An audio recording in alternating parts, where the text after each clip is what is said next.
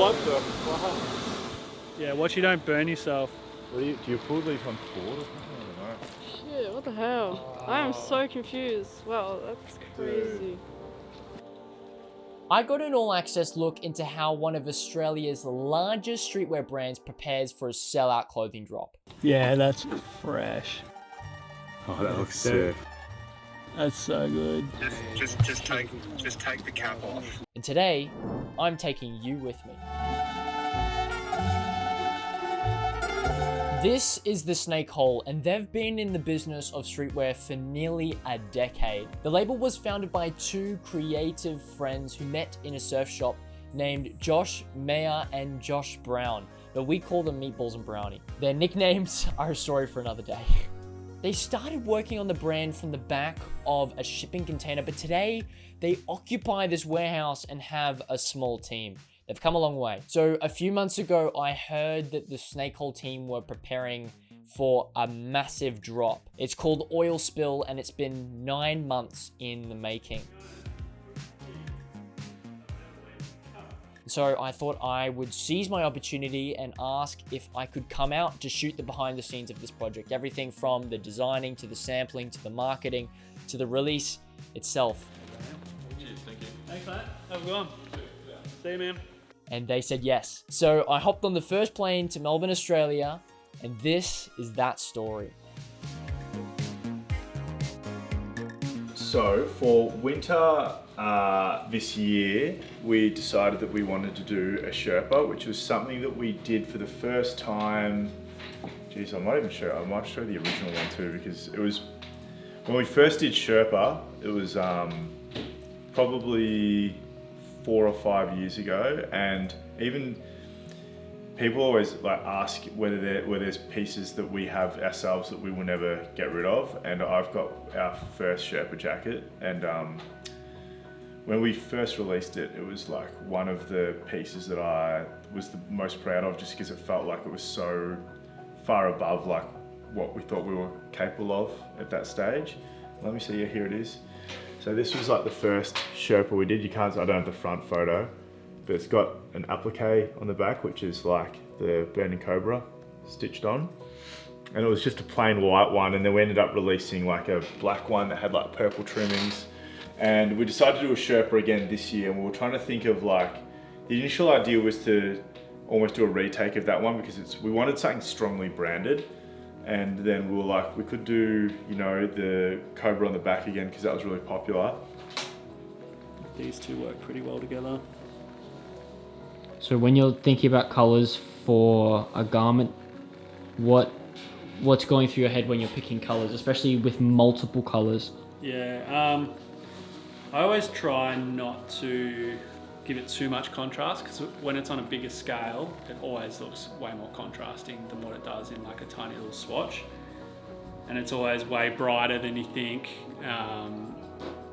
So yeah, just because it's on a large scale. So I always try and, if I'm like umming and ahhing about two different colorways, I'll probably go for the more subtle one, because it'll probably come out the way I want it in the end anyway. Yeah. I'd say it'd be like a 3-to-1 ratio. So like for every 100 pieces, we'll probably put 25 in the statement color and 75, or maybe even like 80 in the black, 20 in the, it'll be a very small amount, because it's just that's the ratio we'll probably sell at. Like probably every 3 blacks will sell 1 of the other colorway. So it's good, because it's like, it's low risk for us, because even if hypothetically we didn't sell a single one, at least we don't have a whole lot of the units left over. Yeah. So we got this like version of our logo, which is kind of like this really loose, hand-drawn version of the cobra. I see, I really liked that kind of green and navy together. That was a problem. We all just got drawn to those like neutral colors again. Hey? Yeah. Actually, you and Tommy really like the purple. And I didn't green. mind. I would love that one. And I wouldn't mind even this is a neutral one, but it's nice. Is like these warm greys could be nice. So did someone actually hand draw that, or how did you create that effect? Yeah, Brownie drew that. So Brownie drew this as a part of a knit that we did. So Brownie first did this version of the logo, and we've done we've got dozens of versions of our Cobra that we've done before. But he did this one a couple of years ago when we released this knit. Yeah, this knit here was when the oil spill first got released.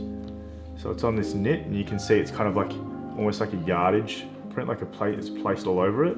We were kind of thinking about the Sherpa and doing it again, and then we thought, well, why don't we take like that Sherpa and let's take that knit and kind of combine them together. And that's how we end up like, okay, well, let's do the placement idea of the oil spill Cobra kind of placed all over the Sherpa. So, but it obviously is hard on a brand touch, but you're picking these jackets that are a huge piece and you're picking them off these swatches that are like 2 centimeters. So like it requires a little bit of visualization to get it right. Now, on the day that I was in the office, I was lucky enough to meet their seamstress that comes in a couple of days a week and helps them save some time in the designing and sampling process. And this is how Meatballs described the role to me. It says sometimes designers just want to design without limits to their creativity. However, there are limits in creating a garment that actually lasts and works and is of a particular quality to the customer.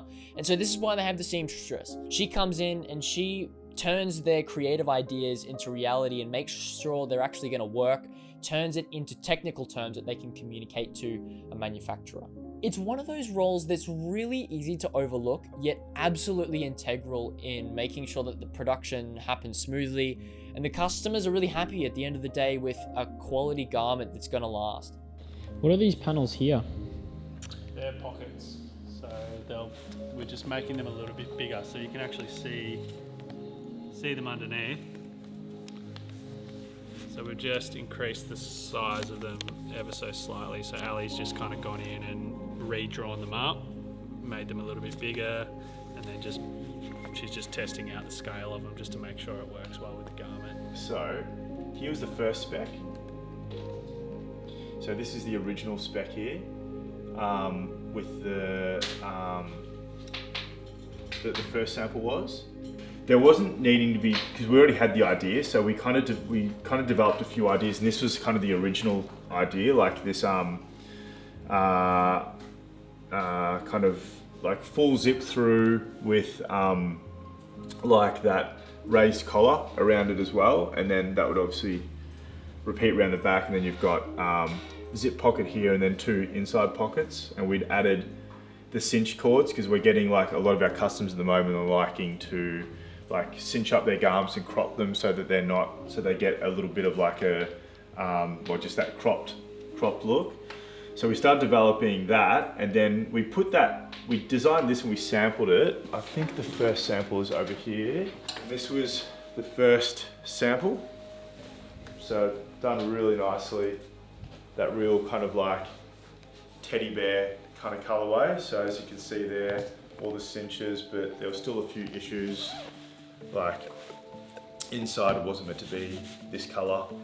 But apart from that, and there was a couple other little minor things, like these zips here on the pockets. We tried that, then we realized pretty quickly that's actually pretty uncomfortable to put your hand in, because you put your hand in and out of there, you're rubbing them against these like metal zips. So we decided to get rid of them and just have like nothing in there and just have like inserts, so just regular pockets. And then as you can see, like this continues all the way over the back. So you've still got the really nice big branding application on the back as well. Now, the main reason why this oil spill release took the 9 months it did from conception to the drop day itself was because of the really long sampling process. It was one of Snakehole's most complex garments with paneling, zippers, bells, whistles, bits and bobs and everything. We were pretty much ready to go on that, and then we decided let's just quickly kind of put it to our followers and see if they would prefer a hooded version. So we ended up making this post that looked kind of like this. And as you can see here, we've got the original version, which is the one I just showed you. We got that original version without the collar, but we gave it this curvy zip, which I really liked. And then we did a hooded version with a straight through zip, and then a hooded version with the wavy zip. And let me see if I've still got the stats. We're more curious about whether the people would be into the hood or not. And then the zip was just something I was interested in because I didn't know whether it would be too crazy or not, but it was something that I was really into. I was kind of hoping that everyone would vote for the curve zip, to be honest with you. But even if you don't, if you just combine the stats of the top row A and B, which was no hood, versus B and C and D, which is with the hood, 2 out of every 3 people wanted the hood. So it was naturally an idea for us to then go for the hood. And then obviously when you look at the hood, there was a pretty significant amount of people wanted the straight hood. So, but now with this extra information, we were able to really knuckle down and decide to basically change the entire design. Oh yeah, well they're the colorways that we sent through. But yeah, so we redrew it all up, went back to the factory and said we kind of wanted to have everything that we basically had there, but we wanted to add the hood now. And then we got sent back this sample. So that was the second version, obviously with the hood. But this time the issue was that the opening was a bit too small, and it kind of, we figured it looked a little bit too menacing because it was, couldn't see any mouth or anything like that. So that's why we decided to open it up and add in like draw cords and stuff like that. But as you can see, yeah, it's got a lot of the same features as the first one. It's just had the hood added. So that was the second version. This is the third sample. So this is the pre-production sample. So there was just a few updates made to that. So obviously the main one being the bigger face opening, and we wanted to add these toggles so that we can tighten off the hood and you can have it closed up or you can have it open. And then no zips in there so that you don't get any scratching when you put your hands in there. And yeah, that was probably the main things. Then obviously the inside lining now is the right color, and it's got that plaid, the checkered style inside lining, the quilted style inside lining there. So you've got that. And that was so this was the third sample on this one. And then this one, even though it wasn't perfect, it was close enough where you can just make a few minor tweaks to get the production in, which is this fourth one. And then we made some really nice finishing touches on this, see the zipper here, it's got this really nice center, so it's like this placard that goes kind of over and conceals the zip, and obviously there we've done like a die to match zip, so you don't have this silver, rather than have the silver there. And then we ended up changing out little things like these toggles here that were round and kind of a little bit intrusive. We end up getting these ones that sit more flush against the garment. And then, yeah, this is much nicer, the inside here now too. There's some little trims added, like embroideries there, these really nice zips that match the color. So you can cinch up the bottoms here. But then the big thing as well was being able to do this hood up and have that opened up like this. Have that fully opened, as well as being able to, if you're really cold or you want to rob a bank, you can kind of have it tight like this as well. So it became a really versatile piece as opposed to just being like just that regular style. But as you can see, there's a lot of going back and forth. Yeah, that's it. Oil spill Sherpa in the bag. Generally, if you get a lot of replies or a lot of just any kind of emoji reactions, when we did it really unknowingly for the polar fleece, and we had an insane amount of DMs about it, asking when it was coming and stuff like that. So, Rash, this will be interesting. I reckon that'll be very good content. Yeah. Now we've got to Photoshop 5 of the same images, the same colour. When are you going to post it? We'll do it tonight, I think. Yeah, we'll do it tonight because we'll try and get an order in tonight as well. So we use this as the catalyst for the decision. By the way, later on in this video, I'm very excited to show you how the Snake Hole create a marketing campaign for the oil spill release. But first, we got to put in a production order and turn this design into reality. Generally, we kind of just post something with a little bit no context. We don't really say what style it is when it's coming, so that kind of triggers people to then ask those questions, and that we kind of just judge like they're keen, like how keen they appear to be will help dictate like how much hype the piece has coming in. So you reckon like maybe one of these shots, or do we want to go What do you like reckon? one of these? Maybe like that one. It is good with having the last one too. What do you reckon? That one's good too. But yeah, and what do you reckon's better? Is it seeing it zipped off? I think it That one. I think that's the most engaging one. Yeah. You almost need the first one, that one, and then just like a straight up. Yeah. Or like even this one of you like adjusting. Yeah, that last one's pretty good, the adjustment. Maybe it's that. We'll just do 3 shots. Yeah. So I guess we'll just gauge that and see what happens. So you'll purposely post something with as few details as possible.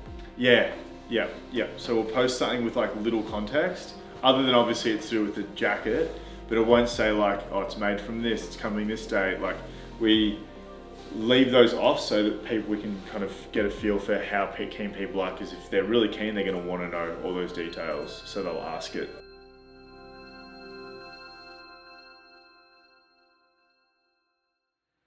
Oh yeah, And yeah. that, So you're wanting to shoot the running shot just coming down this hill? yeah, Yeah, nice. just here. Cool. It'll be easier, so I think. So the day of the shoot itself had arrived, and shoot day's a big day because this is when all the parts start coming together. It's the most focused time where usually more people than before are in one place at one time.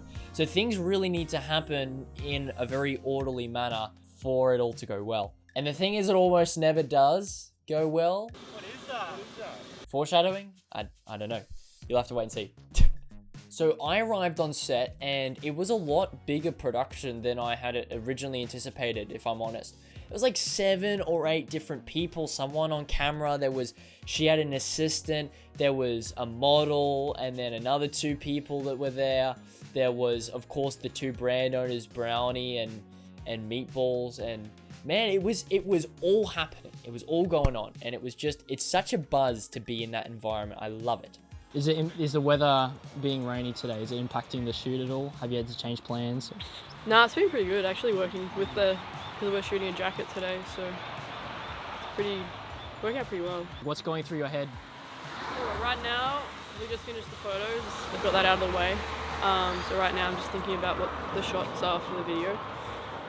And because I've like planned it all out, it's kind of all there. It's all scripted pretty much, so just gotta get the shot and When you say scripted, what does that look like for a fashion video like this? well, this is like, we usually call it a treatment. Okay, but what is a treatment?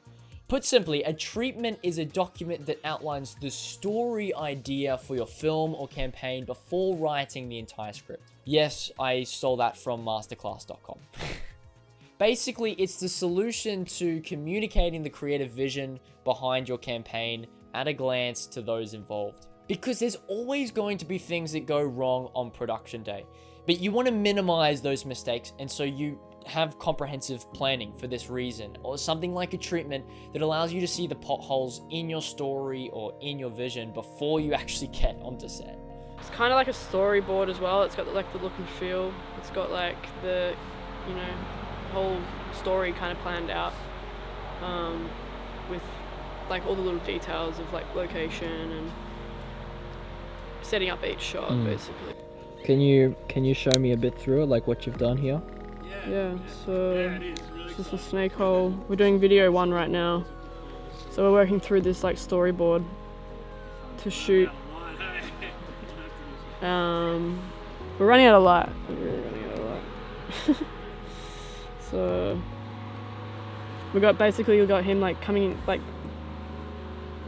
the window, picking up the jacket, grabbing the jacket, and then we're going to do a shot of him like running down the street, and then a shot at like the lookout around the corner, maybe a shot of the dog, and then we're going to do a running shot behind the car.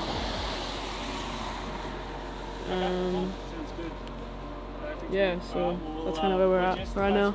Is there like a really clear story today? Yeah, actually, yeah. What is the Yeah. story? I'm curious. We're doing 2 different videos. So one has a different sort of a story, I guess, and then the second video is like just at night time basically, but similar stories, but not the same. Yeah. It's kind of just featuring the jacket in the second one. This one's a bit more of like a story, I guess. Follows a storyline, but then it's also just like showcasing the garment as well. So yeah. So you find you try to make the story something that's in line with what you're trying to display with the garment. Yeah, for sure. I mean, at the end of the day, we've got to showcase the garment, but it's a whole lot nicer when there's some substance behind it, and you know, there's a story behind it all too. So Yeah. The location we were in, the time of day, it was just the most perfect afternoon. It just finished raining and the sunset was coming out from behind the clouds. So you can just imagine how amazing this moment was. But there was just the slightest impression that something was not going to plan. So Georgia, what do you think is the hardest part about a shoot like this for you? What was the hardest part? With the cars, the props. The story was in place, the production team was ready to go, but the car had not arrived yet. Yes, that car, the BMW 318i E30 in Georgia's treatment. Waiting for the car, sorry. The light's going. We'll have to quickly shoot this actually. We'll just get that one quickly out of the way. Yeah, while the light's kind of similar. Yeah. Yeah, cool. I thought it was the car. It was not here, and it was the main prop, the main subject of the film other than the clothing itself. And the real problem was if the car didn't arrive soon, it would throw off the entire shoot because the sun was going down, we were losing light, and the crew was getting restless. And just when we thought we would have to change up the story, the car arrived. Alright, let me just reset my brain. Oh no, I'm so careful driving all the way. So scared. That's what happened, we got on there. We need to put the hood on it. Fuck, that's what I was meant to grab for the car. I was meant to grab the hood for the light. This is like throwing me off completely.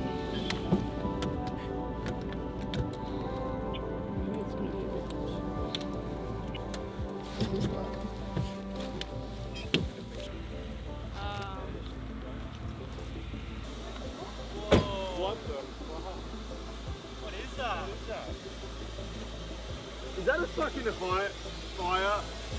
Is that a fire hydrant? Someone got a light? Yeah. What the fuck is that? Is that a fire hydrant? My days.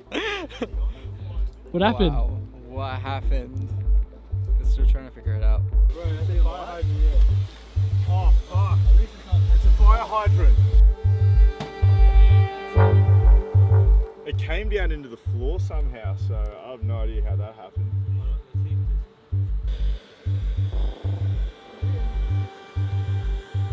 Yeah, watch you don't burn yourself. Do you pull these on the Shit, what the hell? I am so confused. Wow, that's crazy. I'll just call my brother and ask Yeah, him. give him a Maybe bell. he.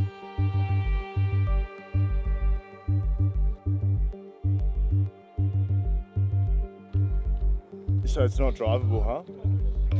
Yeah, it's like a little. Yeah, there's a little puddle of coolant near the passenger side floor, and then yeah. But it's stopped. It's now obviously it's. Yes. Just let it cool down. Can you? So There's you a- got the bonnet open, do you have the bonnet yet? Yeah, the bonnet's open. Yeah. Okay. So on the I sent you a photo. right hand on the left hand side, there's the overflow bottle, the radiator. Yeah. Just take the cap off. Just fill it up, and then inside the cab, Josh, there is a. Can you go back inside the car? Yeah. Where like the cages are set up. Yep. There's a little button that's for the aircon. Plastic button. Oh, yep. Yep. Just push that. It's a bit of a prick. You push that and make sure it stays in. Yeah. Turn the ignition on and see if it Okay, so turn the ignition on now. So start. Do I have to put the water in the thing first again, or? Yeah, put the water in first, but then when you drive it again, leave the fan on. Okay, so once I start it up, I'll put the coolant in, start it up, and then just make sure that. Fan on the entire trip now. Leave it on there. Just don't turn it off. Okay, will it be okay to drive? I'm not going to blow anything up. It should be okay. Yeah. I mean, there's no other option. Yeah, okay, so... Runs and everything, yeah. Yeah, it's still fine. The car's still running fine. So you can see the car's just pulled in. There it is in the background. Lights are on. It's running. You can even see some smoke or something in the headlights there. And then all of a sudden, it turns into this, and everyone's like, what the heck's going on? What the heck's going on? Everyone starts running over. They're opening up the car. Meatballs turns it off. It was still steaming like so much. We were wondering if it was steam, if it was smoke, what was happening. And you can see on the floor, there's like all of this liquid buildup. Steam coming out of the sunroof, steam coming out of the bonnet, just everywhere. Everyone is rushing. Man, it was crazy. Like, we thought that was over. In fact, it was kind of crazy that we all ran to it because, I mean, what if the car was about to explode? I mean, I laugh about it now, but yeah, that's kind of crazy. It's kind of crazy. So what we think happened is that the car was left idle without being driven, and that's usually not a problem, except we're working with an old car that probably hadn't had a coolant refill in a while. And in other words, it just means the engine was getting hotter and hotter and hotter with nothing to cool it down. And at some point, the little coolant that it did have inside the engine escaped through the bonnet and the sunroof and vaporized, and that was all the steam. And hence also the liquid puddle on the ground inside the car. Yeah, that was crazy. That was crazy.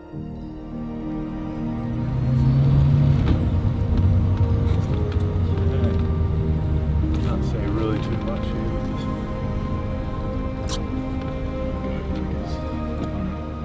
Resilient.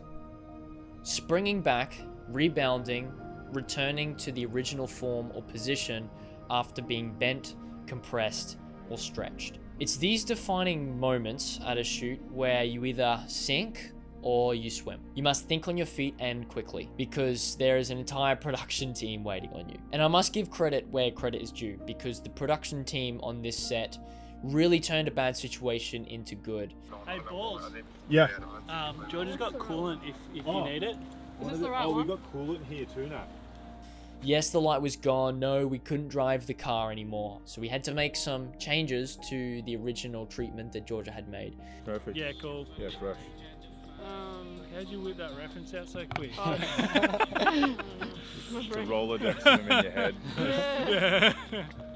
So we might just play around now. Alright, Yeah. cool. Should we do the car city shot first, or we just wait for the Yeah. car to cool down a bit more? I think it'd be alright. We're able to get the coolant in there now, so... Not going too far. Nah, I'll just keep an Yeah. eye. Just told me to keep an eye on the temperature gauge, which is, I turned it on before and it was back to cold again, so... But they cleaned out the car, and while waiting for the tow truck, they used it anyway. They shot some things. They shot some more photos. They shot some more videos. And they turned it into something very much usable. Heck, maybe it was even better than the original plan. Who knows? What's your favorite part about the garments? This garment? Yeah. Bro, it's just the detailing, man. Like, these cats got their logo, like, in the actual, like, print of the fucking garment, which is dope. Like, you don't see this shit. Like, people just print, like, just their logo on jumpers and shit. And the good news is it wasn't all over. There was still a second location, more videos to shoot, more photos to capture. This was really only the beginning of our evening.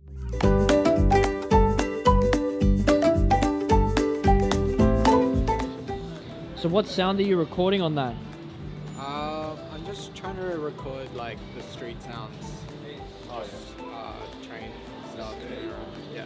What's the plan for the second half of the shoot, Georgia? We're going to be trying to get the spotlight out on the streets. See what happens, I guess.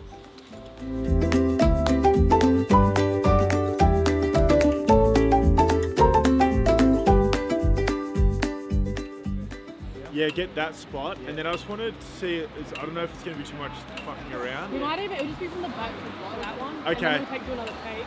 Okay, And sweet. then we can do that. Perfect, yeah, because I wanted to use the cinch cords on this one and kind of cinch it up a bit tighter. Hey Georgia, as you're setting up, can you tell me about the gear you're shooting with? Today we have Sony A7S III and 24-70 lens. What happened? It just got hooked when I was. I'll tell you. I can tell you exactly what happened. He's not a photographer. Don't expose me, bro. Nah, Film's that's already exactly done. what happened. I don't know. That's exactly what happened. I don't know what I'm doing. That's why George is here.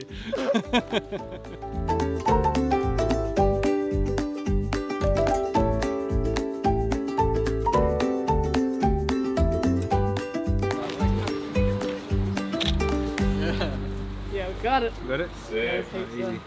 We're done. Hell yeah, Georgia. Bonito. Well done. Thank you so much. No worries. Thank you. So pumped. You killed it, bro. It's all you guys, bro. Killed it. Good to see you guys. Thanks, Georgia. Thank you. No Thank worries. you, bro. Thank you so sure, much, man. bro. No, Appreciate you so much, Don't be man. stupid. Nah, all good. So that was the shooting day. We went from about 3 p.m. until 11 p.m., 8 hours all up, more or less. And in that time, we captured a bunch of photos, 2 videos in 2 locations, and goodness, we were exhausted by the end of it. But the results are something special. So this is the big moment you've been waiting for. Grab your popcorn, dim the lights, roll the film.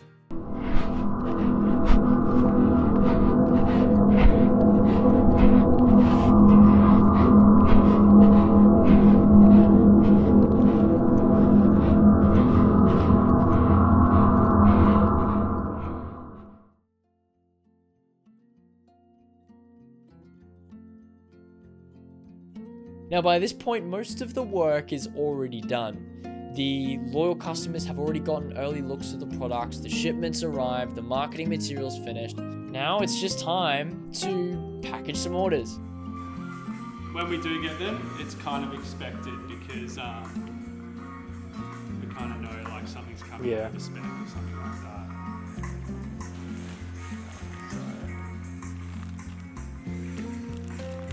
So like we do often like before we pack all the orders, we've got to check all the invoice and make sure that there's no like, you know, it might even just be so and so I've ordered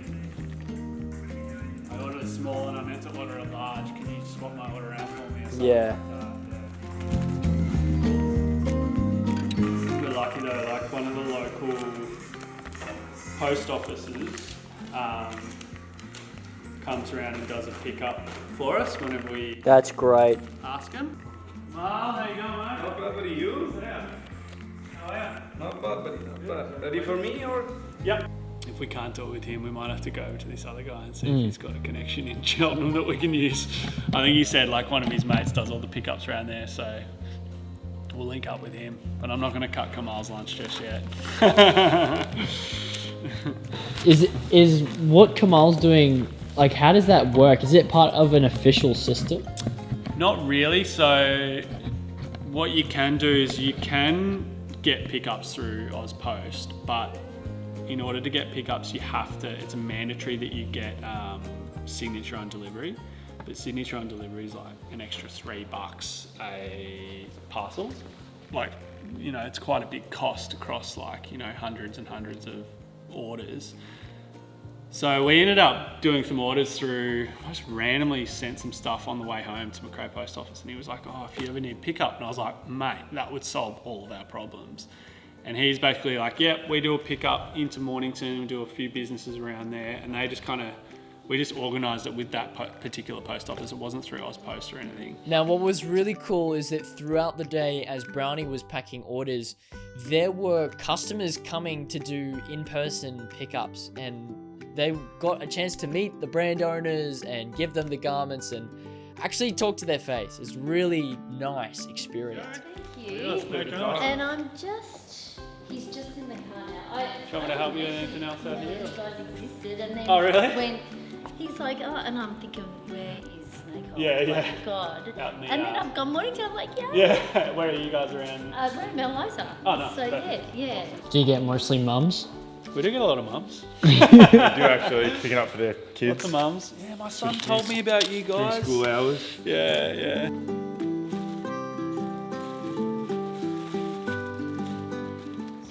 Mackenzie Baker. Yeah. Cheers, thank you. Thanks, mate. Have a good one. See you, man. Alright, see you later. Bye. And that's it. that was the process of the oil spill release, from designing to sampling to marketing to the drop itself. And I hope you enjoyed. If you did, please leave a like and subscribe on this video. And if you're a brand owner wanting to build a community of loyal customers around what you're doing, then I've created a group for people just like you. There's a link in the description. You can join for free. And inside this group, there is a free clothing brand marketing course that's going to teach you how to build a community of your own. Again, it's totally free. Don't pass on the opportunity to join, so just do so right now. Finally, it wouldn't be right to end this video without saying a massive thank you to Brownie, Meatballs, and the rest of the Snake Hole team for allowing me to come into their lives for a couple of days, spend some time with them. It was an absolute treat. And guys, if you haven't already, you need to be following this brand. Thanks very much for watching. I'm Elijah Delport.